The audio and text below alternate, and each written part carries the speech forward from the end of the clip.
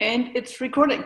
So, well, thank you very much for joining our little, the second round table for Meetup organizers. My name is Birgit Pauli-Haack, and I will be your MC for the next hour. I'm a deputy on the Wordpress Global Community team and a Meetup organizer in Southwest Florida. With me today are Karen Arnold, Meetup organizer in Albuquerque, New Mexico, Jim True, Meetup organizer in Tampa, Florida, and Roberto Remedios, who is an organizer in San Jose, Costa Rica. The goal of these video chats is just to give Meetup organizers around the world a forum to discuss ideas, challenges that arise while organizing Wordpress Meetup, to get answers to questions and to just hang out with fellow organizers, which I enjoy the most here. Also, this month, the Global Community team reaches out to organizers of dormant groups to find a way to revitalize them and try to give any support that we can give. The video chats are scheduled every Wednesday, so there are 2 more coming in March. Same time, 16 UTC. So these video chats are a test. So once we have the first 4 under our belt, we will write a debrief and then can discuss what we do next and how we kind of do this. These chats are recorded and we post them up on Meetup. On YouTube, sorry. We will post them on YouTube for reference later on. We're also trying to transcribe them, but we'll kind of see how that all works out. It's all a test. Yeah, so let's go around the room and introduce ourselves with name and where you're located, and then tell us why you became a WordPress Meetup organizer. Who wants to start? You can. Okay, Roberto, you have the hand up. Well, I attended my first WordCamp 5 years ago into Miami, actually, and it was a huge impact. Find so many people together talking the same topic that me and understanding everything. Meeting people that I meet online before, like blogging authors, speakers, and stuff like that, that I proposed myself. I want to have this kind of community on my town. I was part of other different communities on my town, as the Drupal or the SharePoint developers, designers, UX experience, because I do a lot of communities. But then I started to work with a friend on the WordPress community. We start with a Facebook group, and then we meet Rocio, and Rocio helped me to create the first meetup and get into the official chapter. To be honest, at the beginning it was kind of messy, but my main tip is go inside the documentation. There is a lot of documentation for meetups, WordCamps, and groups over there into the WordPress.org site. And then find someone that you can trust and help you. Because there are several times, like, I mean, there will be show of just 2 or 3 people. Be consistent, and then I think you get success with the time. Yeah, I become Meetup organizer because I want to get exactly the same that South Florida have. I'm part of South Florida community WordPress too. And it's amazing. I get that, and I think I even get more because I have helped other communities across Central America, Nicaragua, Panama, even Colombia to get his own meetup. And having Latin America, I have been not so active in the open source WordPress community lately. I mean, I know Brazil and Argentina do a lot of work, but there is a lot of other countries in Latin America. So I think become a meetup organizer was a positive impact in our own community, and I'm very happy for that. But yeah, that's kind of why I become an organizer. Yeah, okay. Well, thank you, Roberto, for being such a WordPress enthusiast for the community. Karen, what made you become a meetup organizer? Wow. Well, the short story is that way back when Jen Milo was still active and Andrea Middleton was just getting involved, I got in touch with them because I wanted, I had started using WordPress and I wanted to find other people that were doing it, and I'd heard about this WordCamp thing. And I thought, oh, cool. Well, like, you know, we can do a WordCamp here in New Mexico, you know, no problem, right? And so I got in touch with them, and they were like, you should start a meetup group first. I was like, oh, okay. What's that? I have no idea. And so they, you know, walked us through the whole process. And so we did a meetup. We started our meetup group. Oh gosh, 8 years ago, 7 years ago. Good, I can't remember. It's a long time ago. And I thought, you know, that like 2 or 3 people would come, like me and 2 other people. Like I just could not imagine that a lot of other people were using this WordPress thing that I had just kind of just started using. And we had like 25 people at our first meetup. And it was just so wonderful to see the impact. And how many people out there were feeling exactly like I was feeling. I was feeling alone and confused. And I mean, there were a lot of resources online, but like not anything like what there is now. And we just, you know, to see the need and to see these people come together, I mean, I was hooked. And so, yeah, I mean, basically I started being a meetup organizer just out of a desire to, learn from other people about WordPress and try to level up my own, you know, I was doing freelance work and I had my own kind of small business at the time, just level up my ability to use this product for other people. Yeah. And then we did end up having a WordCamp a year later.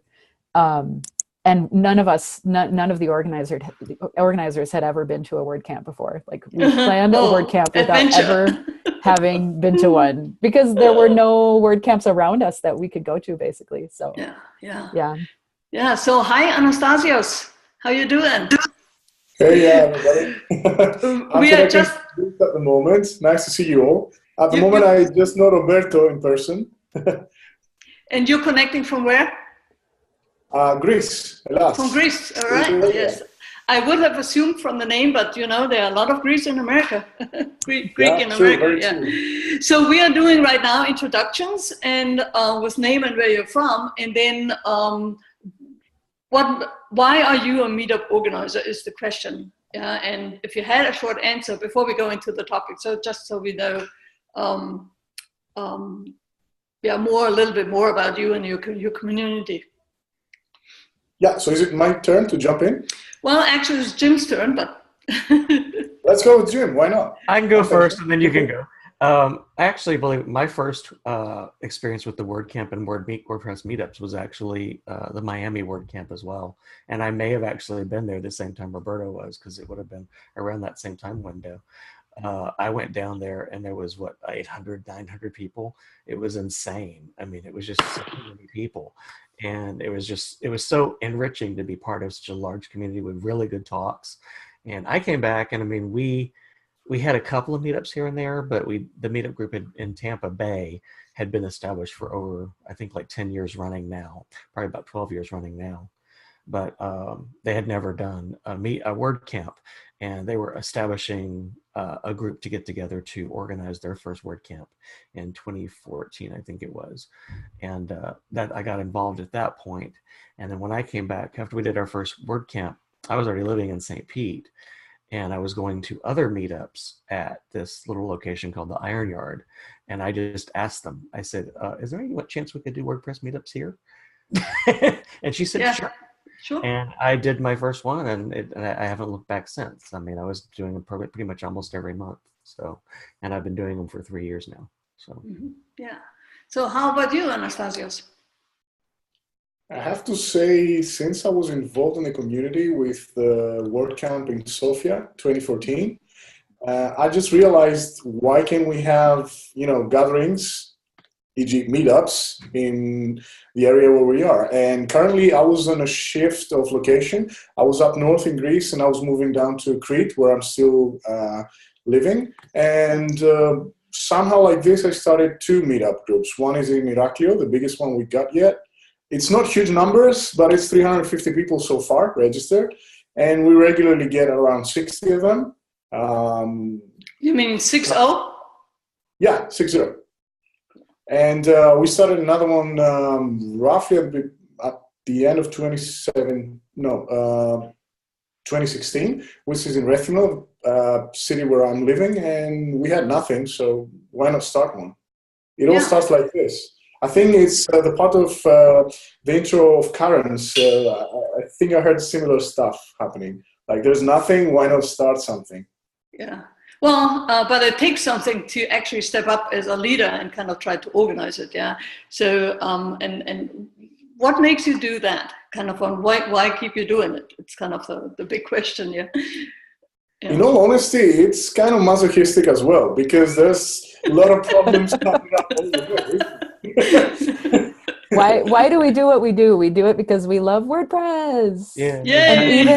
And even when it's frustrating, we could, just like we were talking before the call, even when it's frustrating and we struggle with this or that in the community, we still care and we want to help the community, right? Right. Yeah. So. Yeah. Right. Yeah. So for today's topic, we had actually venues, how you find your venues, and who are your strategic partners and how to find them. So what was your process, Roberto, in Costa Rica? Hang on, I'm not on mute. I need to unmute you. Yeah, now you go. Yeah, sorry.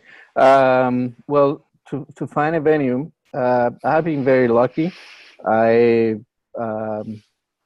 was teacher, and I get several contacts on different colleges. In Costa Rica, like the university is like public and kind of free. So we got the space on the Costa Rica University at the beginning. And after that, we get more and more venues. But we try all kind of different things, not just universities. We do like just social meetups, just get together and take a beer on a bar. We do like picnic meetups, get out outside with your pet or whatever. We crash other meetups. That was the more effective. Me and my friend, we used to be not wedding crashers like on the movie, but meetup crashers. Meetup crashers, WordPress meetup crashers. we crash on other groups, and we talk a little about our community and how WordPress is so open that it could be a very good tool for all kind of people. I mean, journalists, mom bloggers, entrepreneurs, students, not just designers and developers. Actually, I think part of the success of our group is we're always looking like new members, and we don't look directly into the designers or developers community. We try to show other people how to use WordPress and how to take advantage of all the tools of the open source tool. But I mean, with the venue at the beginning, if you start to get like 5-10 different people, with the time the people even will ask you, okay, we have a new workspace, did you want to come over here and make a meetup? Because it's also a meetup is a very good marketing tool for new business to do like mouth-to-mouth marketing and stuff like that. But I will definitely recommend to start on public institutions on your city, city mayors, universities, high schools, libraries, and then go move into a bar, maybe a coffee shop or something like that. So let me ask you a question there about the bar. When you go into a bar with your group, do you make prior arrangements with the bar, or how does that work? No, never. We just say, okay, let's go together to that bar. And to be honest, I copy that from the JavaScript community here. They are not very active doing presentation or all that stuff, but they get together every single month, the last Friday of Costa Rica, on a bar, and a lot of people show up. I mean, it's Friday, you want to go out Right. and take a beer with someone and talk about something interesting. So we are not so frequent on a bar, but we do every 2 or 3 months. Just okay, let's go for a beer and let's talk about WordPress. The idea of having a meetup is just more than 3 people talking about WordPress. If you have that, you already have a meetup. It doesn't need to have 20, 40, 50 people, but that's kind of the idea. Yeah. Do you schedule those on your Meetup page? Yeah. I mean, I think a great way to let the people know that we have a group and we're constant is try to sketch at least 3 weeks in advance, whatever you are going to do. And I mean, even propose that's another thing that we use. We propose some themes, and depending how many people is interested, we try to get a that's venue finding, first. But yeah, that's kind of what we do.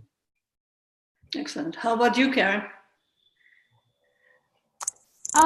So when we first started the Meetup community here, we met at a pizza restaurant where they had, they divided their building in half. And on the one side, they had kind of a room that was dedicated to groups that wanted to have meetings. They even had, they had like a screen and, you know, projector and the whole thing. And all they asked was that people, you know, consider buying some food.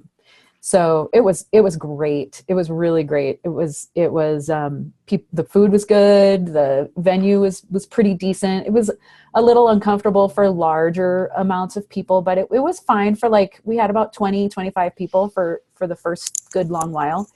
And from there, we've also kind of done the bar thing, but we try here in Albuquerque. I have kids, and for me, it's really important to make sure that the meetup is family friendly. I've had to bring my kids to the meetups before, so doing it in a bar, it just doesn't work very well. It does occasionally for various things, right? But so we try to stay away from that. I did a lot of cross contamination, crashing meetups, like Roberto said. I would go to basically any tech meeting that was happening locally, just to sort of say hi and hang out and let them know what we were doing. And that was one of the ways that I got access to a lot of the other venues. So we coordinated with like community center kind of things. So there's an incubator here in town that through some of the various, you know, meetings that I went to, I connected with the woman who runs the location, and she loves WordPress and realized the value of what we do. And so they made a special arrangement with us. Like they didn't very often let other organizations come in and use their space, but they always, for a number of years, we met there. We also did a WordCamp there. They were kind of one of our most, they've been our most sort of enthusiastic community sort of supporter. And also, now that we're sort of in a position of revitalizing what's going on here in Albuquerque, we're going back to them again. So it's kind of like reusing those connections that really are, that really see the value of the open source community. That's pretty much it. We have not really had any success here with schools. Smaller universities, there's a small college here, a design school that did let us do a WordCamp one year. I can't remember, but I feel like it was free. If it wasn't free, it was really cheap. But yeah, that's kind of our story. Well, thank you. Yeah. How about Rudy? Are you hearing us well? We had two more people coming in. One is Rudy and the other one is Juan. Hello. Hi. So, Jim, how did you find your venues, and what are the strategic partners that you work with? I did the same thing like most of these guys did. I actually went to another meetup, and it was at a meetup that it was at this really amazing tech school called the Iron Yard. And I mean, they had campuses all over the country. And I was using them for over the last 2 years pretty much. And then they closed in September. So I had it. I honestly, it was like landed on my lap because it's like this perfect space designed for tech, classes, classroom style, gorgeous, projection screens, like Apple TV connections to the TV, the whole bit. It was awesome. And then I lost them right before Hurricane Irma because they were shutting down. Iron Yard decided to shut down nationwide. So I had to scramble. I had stuff scheduled and I had to scramble to go find another place. And believe it or not, like I went to one of our agency partners, like a local WordPress agency that does like other marketing and stuff like that. They hosted a meetup when we had to do the Matt Mullen web came through. I contacted, I mean, that was like last minute, the week before Christmas. Right. It was like, I was freaking out because, there's no places to find, a week before Christmas for that many people. And I just reached out to another agency partner and they host Girls Who Code. So I'm actually looking at them as possibly being another venue supporter for our meetups. I went to a local co-working space that is engaged with the community, and they have like a community writer that says they do have to host meetups. So I contacted them, and that's how we found our current, our current meetup space. We have 5 other regional organizers for Tampa Bay area. I'm really WordPress St. Petersburg. But Tampa has like a really large geophysical layout. So we're trying to get each one of our little areas to do the same thing. Now, Tampa has the library system and they are very connected in with meetups and they're perfectly willing to host. St. Pete, on the other hand, not so much. I can't use the libraries over here. So, that's kind of been it, is like looking at co-working spaces, looking at those kind of things. I'm definitely going to take, Roberto's ideas also and like think about just doing some really casual meetups at coffee shops and at restaurants to get that stuff going, because I think that's what we're missing. You guys, I know, have the coffee clatch that you guys do, Bruce. Right. Yeah. And that's, I think, is a great idea because it gets people meeting on a regular basis and just being comfortable just hanging out and being a community. And instead of being so formal. And I think that's the problem, is that we're almost too formal. What's this coffee clutch? The coffee clutch is a meeting format that one of our organizers took on and said, okay, I can't always come in the evening, but I also would like to work with other people on stuff. So I have problems, kind of a work together.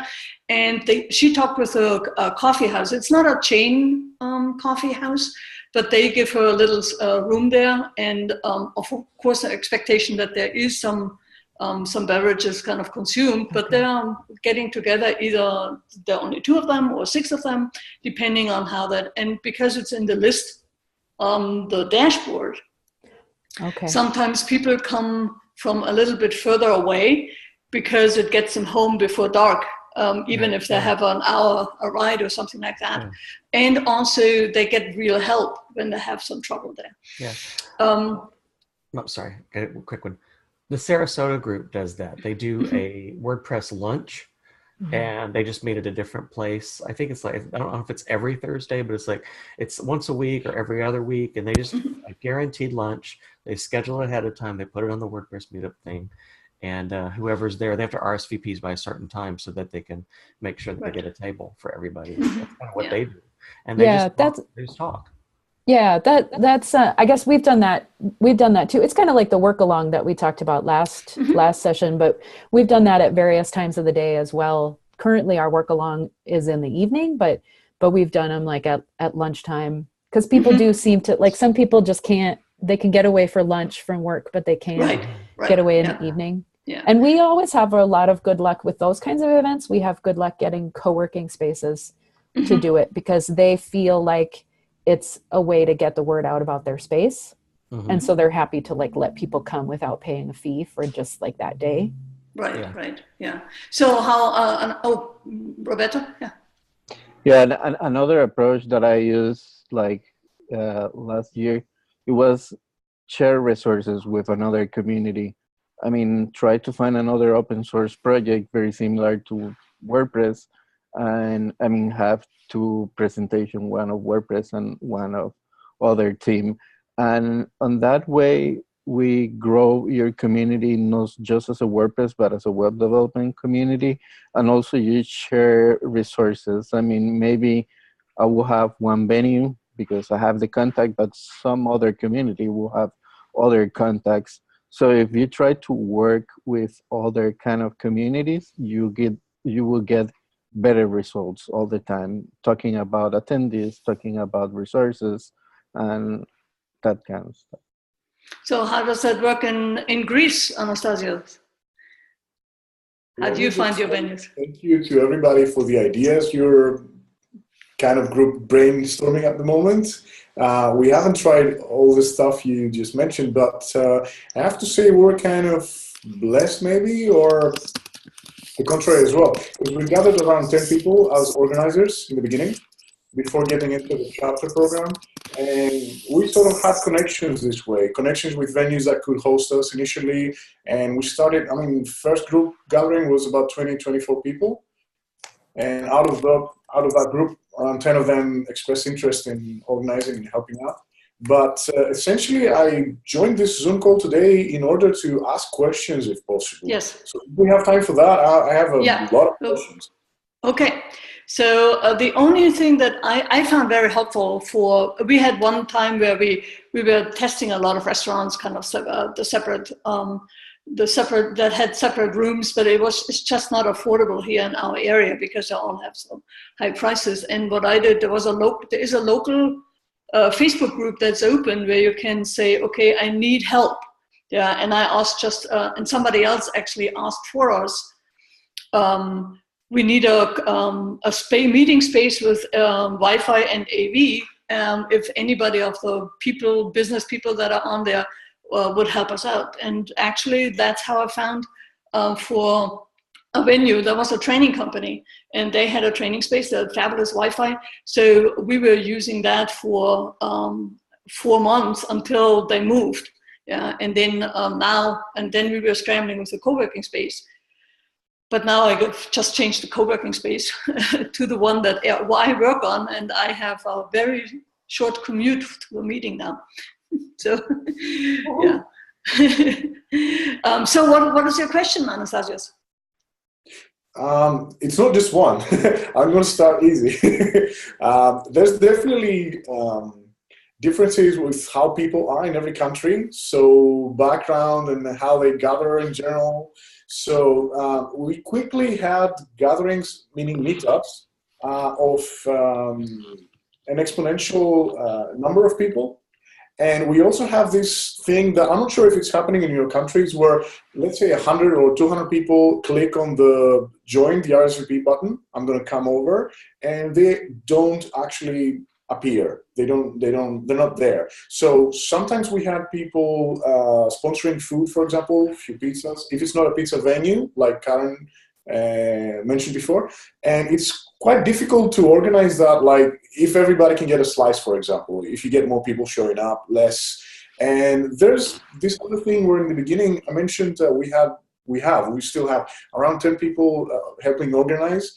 Helping is with quotation, because sometimes it's like a committee that we have to accept the venue or find a suitable venue, where we end up having a conference, where a meetup can be sort of, and always less formal. And we're having some struggles with that. I'm trying to be totally open and get feedback if possible in any way. So issues like that. We had help from university. We have a local university there. They're quite helpful. But at the same time, they're having places for us to be there at times that maybe they're not suitable for working people, maybe.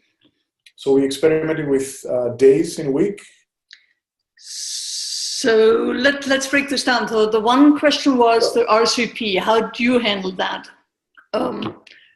Karen, in that you have always a higher RSVP than people coming? And what do you do with food? It's never been super bad. Say we have 25 people say they're going to come. We get like I don't know, maybe 15 to 20. I mean, it could be on the low side and it can be, for food, I just always plan. I like to have leftovers. So like if we're bringing in pizzas, I just plan for the number that they said, RSVP. Obviously we haven't had 200 people RSVP and then 15 people show up. That would be a problem. But at the numbers that we're looking at, it's usually just the kind of leftovers that people are happy to take home, right? Everybody's happy to take some pizza home. My kids are always happy to have some pizza when I get back from a meetup. And we've never done food at ours. So, I mean, the only time we've ever actually had one that had food that was catered was the Matt Mullenweg one. And we did a requires RSVP. And we definitely had like waiting lists so that people would like pop over if they. I have heard, when I was at a WordCamp US, I think, and we had a community summit close to it, and we were talking a little bit about the whole RSVP concept, and I was really surprised to see that some meetups take RSVPs very seriously. You should. And that was an interesting thing that I think probably bears looking into as a community, is how seriously do we take it? How do we message the importance of signing up for the event so that we do have, Karen, better numbers? When you move your microphone, it kind of touches your... Yeah. All right, Roberto. Sorry. Well, Roberto has an idea. And the Costa Rica community, and it's not just Costa Rica, because I know Nicaragua have the same problem. A lot of people say they go, but they never show up. So one of my recommendations, if you are starting, avoid the food, because I mean, you put a lot of effort over there on food and drinks, but maybe the people doesn't show. I try to use the resources with sponsors, with food and all that kind of stuff, mostly for workshops or more longer activities. I mean, a meetup, it should be just 1 or 2 hours, get together and maybe go after the meetup to another place. But if you try to avoid the food or beverage from your equation, you don't have this risk about lose resources and also lose a lot of energy trying to coordinate in the food and all that stuff. And I mean, for example, in our community here, it's very, very usually that 25 to 30% of the people that reserve attend to the meetup. So I already know if it's a venue that supports 30 people, I open until 60. I don't care. They're never super crowded. And if they're crowded, I'm very happy for that. But yeah, nothing more better than a crowded meetup, right? Yeah. So Paige, do you have any, did you bring any questions from Cancun, Mexico that you want to ask us, or do you want to kind of contribute to the discussion? Actually, I would like to contribute a little. I'm 100% there with Remedios.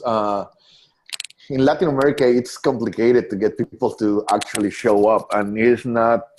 I think it is a cultural thing, but sometimes you're working and you cannot make it, and you forget to say, "Hey, I'm not going to be there," and this happens a lot here. And what has happened to me or to us in the WordPress Cancun meetup is that ever since we changed the day that we're holding the meetups and we're passing on to the last Tuesday of the month at 7:30 p.m., we get much more people showing up. So we range from having 80% of the people not showing up to 50% of the people showing up. Now I can tell you that only 30% of the people that say that they are going to be here, they don't come. And that is now something that is a standard. I know that if 30 people say they are going to be here, I can expect 20. I plan for 30, and I do exactly the same thing as Karen said. If there is some food left over, I always say, hey, who wants to take pizza home? And they always do. The only thing that I do here is that Daphne, one of the WordPress Mexico City organizers, she put us in contact with Kinsta, which is a hosting company who often sponsors this kind of stuff, and they are glad to pay for pizza for our events. and it's really not a hefty price. I always pay for the sodas myself because it is nothing that hurts my pocket. So my only goal is to further the community there further, and definitely I think that experimenting with the day is something that you have to do, because you're gonna find out sooner rather than later that there is a day that is right for your community. So I have a follow-up question, Paige. Did you say you changed the day of the meetup every time, or you just changed it from one time from the last Tuesday to the last third Wednesday or something? Actually, we started on Thursday, then we moved to Saturday because some of the people say on the meetup or on the group, we have over 100 people on the group, said that they want to attend, but they are single moms and they can only do it on Saturday. So we did switch to Saturday, and that was a total debacle because the people who asked to be here on Saturday never came, and the people who was coming, well, it's Saturday and they are on the middle of the weekend. So that was very bad. So when we moved back to Tuesday, or when we decided to move to the last Tuesday of the month, then is when we started having great results. Okay. Yeah, but that's what I found too, that if you have regular, that people can put it in their calendar every third Thursday or every first Tuesday, and stick to that schedule, they can put it in their calendar. And then even if they miss the first 2 or 3 meetings, after that, they can organize their own calendar around it. Yeah. So what was the second question? Sorry, Roberto, you wanted to say? I wanted to actually ask this. Did you say that you moved your times page, like from the time you were hosting to a different time window? Yes, I did. Because on Saturday, when we moved to Saturday, we had to do it a little bit earlier. It was like 2-3 p.m., something like that. It was, anyway, if I had done it on the evening time, it would have been just worse. Saturday was the worst day for us. Yeah. And we found out rather sooner rather than later. Roberto? Yeah, I would say another good advice is hear your community. I mean, make a pool, use Facebook or use the pool tool that Automatic provides, and try to understand what's the best time, what's the best day. We find for us that Monday is kind of crazy, traffic, beginning of the week, a lot of work. And Friday is kind of crazy to do a meetup. So we usually do like Tuesday, Wednesday, or Thursday, and then always after work, even 1 hour after work, around 7 or 8, because that give you some time to the people to drive into the venue and everything. But it's very important. This is not a recipe. You need to talk with your community. Also, if you talk with your community, you show that you are more accessible, and the people will have more trust to go to your meetups, to suggest topics, or even suggest be a speaker and that kind of stuff. Thank you. Very good points. Anastasios, you had other questions too. At the moment, we have a lot of named organizers. So it was in the beginning just us having presentations on topics that we could do presentations on. We had a couple workshops as well, but it's kind of half a WordCamp day, for example. We tend to have 2 or 3 presentations and then have a gathering where you can share a drink or you can have a pizza. For me, that's too much, and we do it not so regularly because of obvious reasons, I think. But if you want to have it more frequent, like you guys, I believe, are doing at the moment, how can we help others from the pool of registered Meetup members we have to jump in and help maybe participate, or say we go towards a more set date like they do in Mexico or places you do already? How can we jump into that? You want to do it, or okay? My suggestion would be is start by becoming more informal. Instead of doing what you're doing now with the very long WordCamp days, start yourselves as the main organizers being more informal.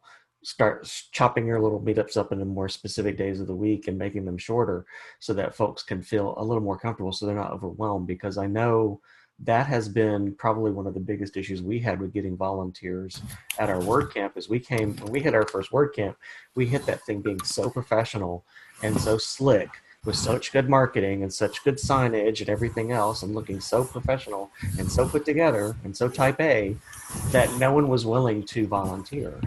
And I'm trying to even like back down on that, even with my St. Pete stuff, and really be more like what I was listening to our last meetup, like Karen was talking about, where you really do reach from the people in the room more often, get them involved in talking during your meetup, during your actual presentation, so that it's not just a presentation and questions at the end. It's actually like an ongoing conversation during the meetup, so that they actually can realize that they don't have to be an expert to do a talk. Yeah, I would say this long, having 2 or 3 presentations that are all on half an hour, like a mini WordCamp, I think that's really putting a strain on the organizing team. I would definitely agree with Jim to shorten it and also make it a little bit more social rather than kind of seminar-like. One of the things that I'll say, I'm sorry. One of the things is that I agree with the general consensus of making it shorter. My take is always to tell them what there's an American saying that is tell them what you're gonna tell them, and then tell them what you told them you were going to tell them. You release the plan of the meetup before the meetup, and what I do is from 7:30 to 8, we are doing networking. From 8 to 8:40, we have a presentation. From 8:40 to 9, we have questions and answers, and from 9 to 9:30, we have more networking. So that's it. And if you have several organizers, what I will suggest you is that you break your meetups into days of the week. You don't have to make all the meetups one day in just one day. You can have several meetups through the month. And that is definitely going to be better for you. And if you can focus on like topic specific, like say second Tuesday of the month is going to be for developers, third Tuesday of the month is going to be for designers, and fourth Tuesday of the month is going to be for I don't know, SEO specialists or marketing people. You can group it like that. So, Paige, if I could just interrupt you a bit, are you fiddling with your microphone a bit? Because it kind of has some background noise in there, and I muted everybody else, so it seemed to be you. I'm sorry, probably the sweater. I was talking with my hands. Normally that doesn't make a sound, but I do that too. So yeah, I was like, as long as I don't hit the microphone, I should be fine. Right. So Paige, we have I was going to let me one more quick on Paige. Sure. Yours sounds like what Austin did. Austin had a huge turnout because obviously they got South by Southwest there, and they're a really large geophysical space. And what they did is they have the one meetup group, but by being part of the charter, with the charter program, they let anyone host a meetup in the WordPress as long as folks are interested in it. And by doing that, they actually created like lots of little learning pockets, lots of little developer pockets, lots of little SEO pockets. And it allowed them to create multiple different little venue spaces and meetup spaces. And that's actually what I'm trying to do, is to get that same level of, hey, I'm confused about something. I want to get together and talk about something. Can I get 3 more people to meet with me and put it on the calendar? So. Okay. So I want to open up to all the new ones that came. Do you have any questions about meetup organizing? Or I know you're not on camera, but maybe you could chime in and tell us where you're calling in from.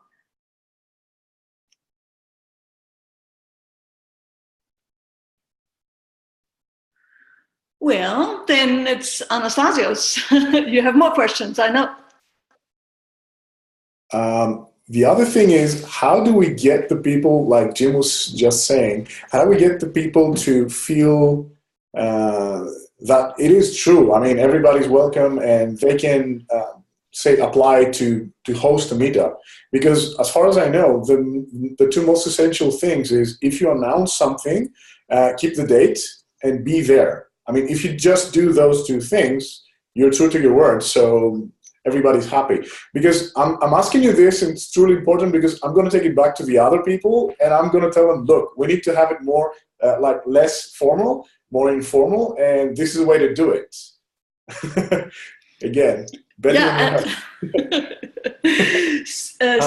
my suggestion on getting other people to actually promote another meetup is I'm going to take the idea that Roberto said, I think, or it was Paige, I'm not sure which was to actually post all of your topic ideas and then see which ones folks are interested in and letting that actually be a driver to hosting those particular topic ideas. I think that's a great idea because I've always done it on the web and I never get any response back whatsoever. So by putting the topic ideas actually on our meetup calendar as like to be announced when or to be determined date when based on interest, we have a better idea of when we can actually host some of those. So I think that's a phenomenal idea. The other part would be is to do a plant. Have somebody else in your group actually post a thing that says they want to do a coffee meetup and see what happens. Karen, you wanted to say something? Yeah, I was just kind of thinking, like, if you have such a formal event now and you want to break it up, I think the easiest way to get that started is by having a plant, right? Like you all decide, okay, here's how we're going to break it down, so that you know each person kind of takes the responsibility for one of those events. When we had more events going on at about a couple of years ago, where we had like a developer focused meetup event, and we had a sort of business user focused event, and then the end user kind of, publisher event.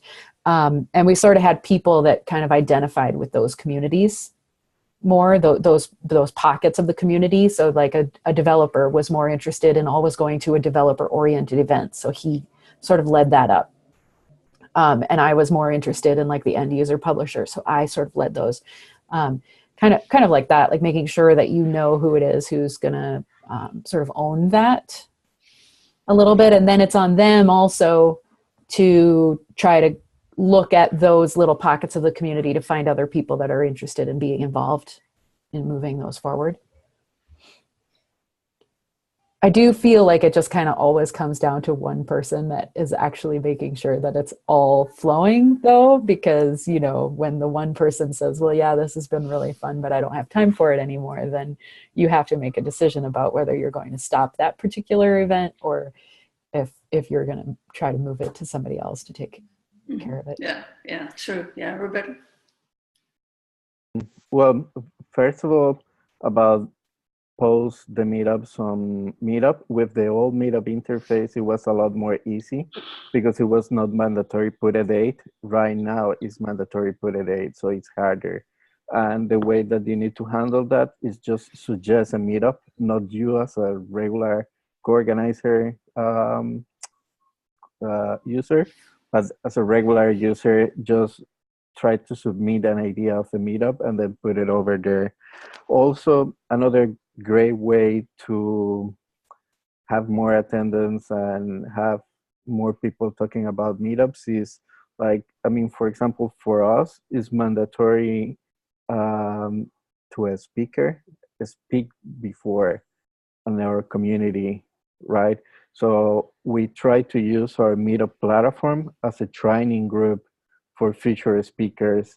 And also you create a space for people who never talked before, and you try to give them more trust, not talk about maybe, they don't talk maybe about advanced topics, maybe just about their experience, but we want to hear everybody, so that everybody need to share his experience. It doesn't matter if it's a basic blog. I want to know how was the experience and how they can encourage other people to do the same thing.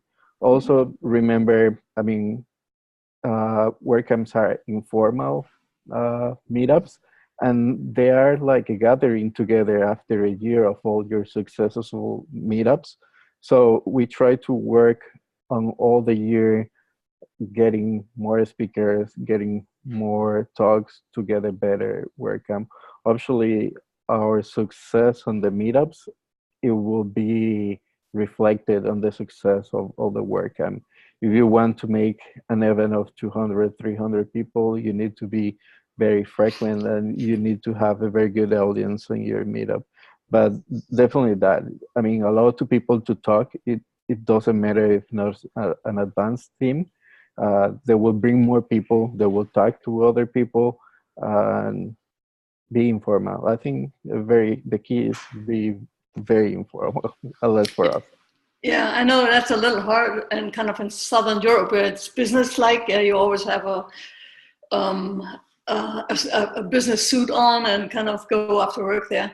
When we were strapped for topics, what I did was I looked at the topics that were on the latest WordCamp. I put them all in a Google form and took 10 of them and then send it out through the Meetup email list and said, okay, pick your topics. And each topic had very interested then interested, and then not interested at all. And then that survey gave me 6 more. So out of 10, we would pick the first 6. And to make it a little bit more interesting for the most amount of people was that if one of the topics, so I gave points. For very interested, I gave 2 points. For interested, I gave 1 point. And then for not interested at all, I subtracted 1 point. And that way I get a better ranking, kind of and then that were the topics. And then of course, I went out and either found speakers or did a panel, or we just kind of, when it was about plugins, that's all everybody in the room actually contributes to when you talk about plugins. So that way I found it a little bit better spread of beyond my own interest. Yeah. And that was very helpful. And now I kind of adopted that to other meetings, which is actually quite successful. All right, we have 8 more minutes. We can probably do 1 more question. Anastasia, do you have another one for us? It's kind of touching a couple questions I had earlier. For example, people who do RSVP but don't appear, but at the same time, that's a good thing because when you announce a meetup on a specific date, then you get people showing up. So you don't start with an empty basket. So that helps. But if those people, for example, are organizers from other meetups in Greece, then that doesn't do much, does it? It can be organizers from other areas in Tampa or Florida, wherever, but that doesn't actually show you the real interest and how it's really going to break. Is there a way to break out of those, being under those wings, like we have a nice presence as an overall community in the country, maybe, and be more active, less formal? That's the main thing. I mean, I'm getting a lot of interesting feedback so far. Good. You don't really need to answer that question. The last Well, I know for me, the only time we ever really worry about the RSVP count is if it's actually going to be like a very limited space and we were providing food. We're not. So I'm not worried about the food part of it. My biggest thing is just making sure we don't, obviously don't overfill the space, and we haven't had that issue yet. But we don't get a lot of people on my meetup group joining from multiple locations, but we were having that problem when we had everything posted on Tampa Bay WordPress and on our separate WordPress City location meetup groups. And I stopped doing that. I stopped posting in both places. Once I had a good following, on WordPress St. Petersburg, I stopped double posting. Mm-hmm. Yeah. All right, that brings us a very good segue to our next week. Yeah, we're coming up there. So I had on the top of the chat, and I'm bringing that back, a session evaluation. As I said at the beginning, this is a test. We don't know what the future is going to bring, but I put it in the chat window again. There is a session evaluation with a few questions, and it would be really, really helpful if you would fill it out. And say what you're missing or what was good, what was bad, and also for next week, we have on March 21st, we have the topic how to promote your meetups and how to cross-post and what works and what doesn't work.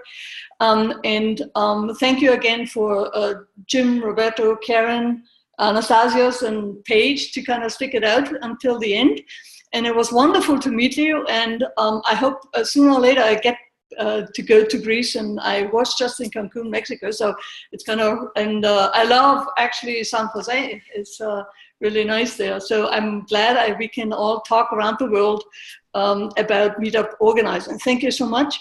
And I talk to you next week, I hope. Thank you, guys. Thank you. Bye-bye. Bye. Bye. Bye.